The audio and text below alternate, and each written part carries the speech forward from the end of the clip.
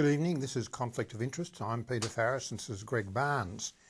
In the last few weeks we've seen the Russian invasion of Georgia, which is the first Russian invasion since the fall of communism and has echoes of the invasions of Czechoslovakia and Hungary. Now, Greg, is this the awakening of the angry Russian bear? Well, interestingly, our guest tonight, Dr Jeremy Dwyer, who's an expert in Russian politics at Monash, was telling me before the show that the new Russian president, Medvedev, is a name that means bear. So if that's any sort of omen, you're probably right. But I think what's been interesting about Georgia is that you know, the West has postured but done nothing about it. I mean, it was the West. Georgia has been the West's baby, particularly the US's baby, but they've done nothing about it. But I'm sure Georgia did this without any consent. Well, I'm sure that's right, and I think Russia also had a look at what the West did in Kosovo in the late 1990s and said, you know, Kosovo's an independent country. We'll go in and make sure those Serbians don't take it. Russia supports unilateral intervention in that it supported the Americans going into Iraq, didn't it? Oh no, it didn't. No, it didn't. No, it didn't support them. I'm only joking. No, it certainly didn't support them. But the sort of unilateralism that the Bush administration pushed in relation to Iraq, Putin is saying, well, why do I need to get international consensus? This is the same thing. You should applaud it. Yes, absolutely. Because you thought Iraq was fantastic. I mean, Russia wasn't looking to go to the United Nations or anything like that. Well, I think the danger. Well, I take a different view on this. I think it's dangerous because I think what it shows is that sort of instability that characterised the Cold War in some ways is on the way back. That Russia is. There's no doubt that you've got a resurgent Russia. You've got a Russia that is looking to increase empire again, and you've got a Russia do it militarily. And do it militarily. And we got to remember. Guess what's at stake here? A whole lot of oil and gas deposits. Russia, I think, has some of the biggest gas deposits in the world. And some of the biggest oil deposits in the world. Some of those are located in this region.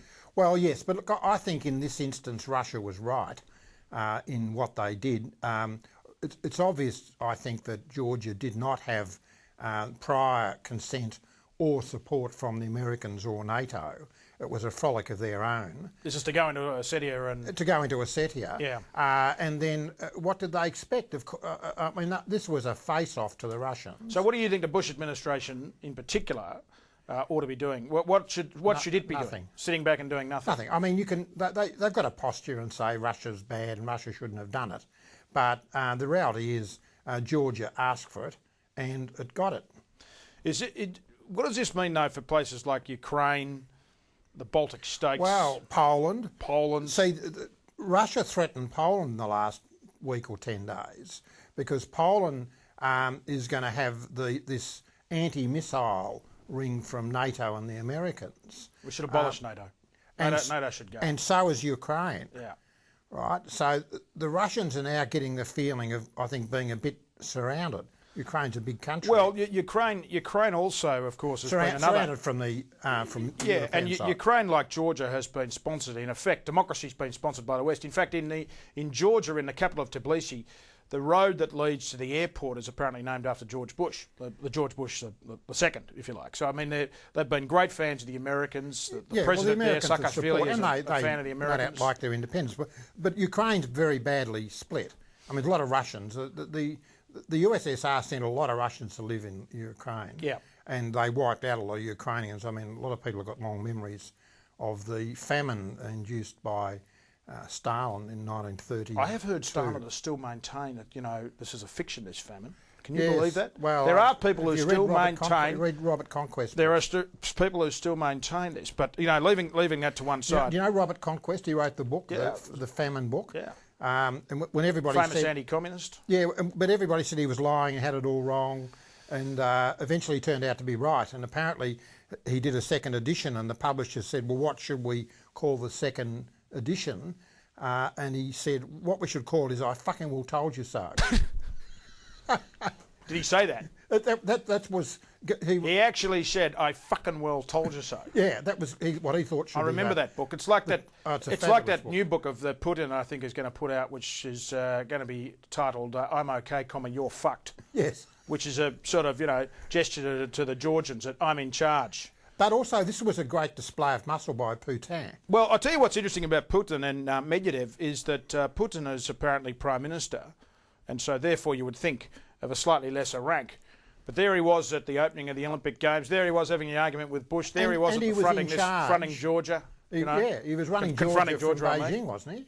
Yeah, I mean, he's still very much in charge, which is what a lot of people said would happen. He's the dictator, yeah. Yeah, well, I think it's very interesting, but you have to remember that countries like Ukraine have suffered under Russia terribly. There's no doubt. Terribly. But in a sense, so has Georgia. This is the third time I think Georgia's been annexed by Russia. 1801. I don't know if you remember the 1801. No, but I remember the 1920. You remember 1921, Peter? You are old enough to remember that one. I remember that well. And of course, Stalin was a Georgian. So the links and it's like the Ukraine. I mean, this sort of the people of these countries have continually lived under this. Yeah, but the big difference with Georgia is that Ukraine and Poland and the Baltic states are really capable of being parts of Europe. Yeah. You don't think Georgia's capable of being part of Europe? Not part of Europe. I think it's heavily involved in the broader Middle East politics, all those stand countries and. The stands. Yeah.